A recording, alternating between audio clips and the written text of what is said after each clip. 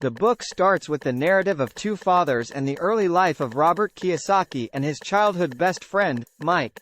One dad, who is his biological father, is a highly educated man, employed, and poor, while Mike's dad is an accomplished businessperson with only an 8th grade. Kiyosaki, 2018. Throughout the novel, the narrator likens his poor dad to individuals who have become susceptible to the vicious cycle of wanting to achieve more significant milestones in life, but fail because they lack financial literacy. Kiyosaki, 2017. They spent much time in learning institutions reading books on societal issues without acquiring any valuable knowledge about money, perhaps because such lessons are excluded from the curriculum. Chu et al., 2017. On the other hand, his rich dad exemplifies a highly independent wealthy merchant who plays his cards well with the power of companies and the knowledge of taxation and financial accounting. The book's theme infers two essential impressions: willpower and audacious entrepreneurship. In the first lesson, the author alludes that the middle class work for money as opposed to the rich people who let money work for them. The well-off father believes that individuals continue languishing in financial poverty because they do not understand this lesson.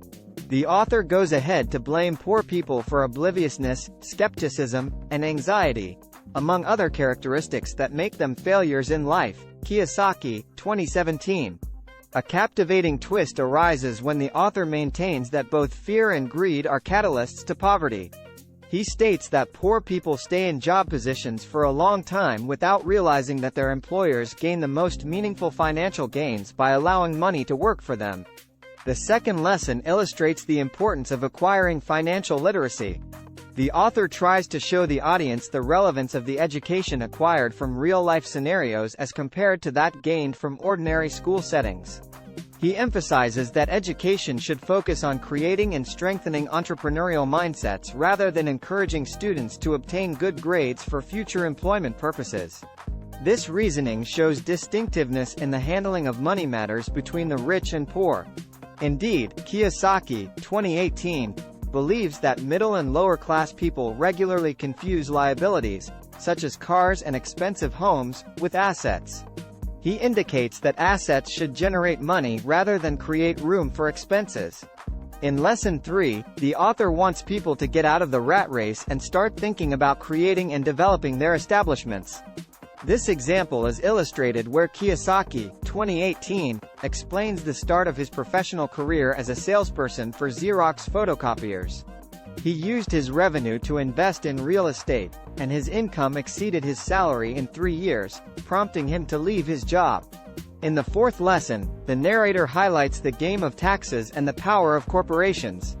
He maintains that the rich have the supremacy to shield themselves from various ridiculous taxes by establishing companies. Employees earn taxed money from these establishments, protecting the owners from heavy duties.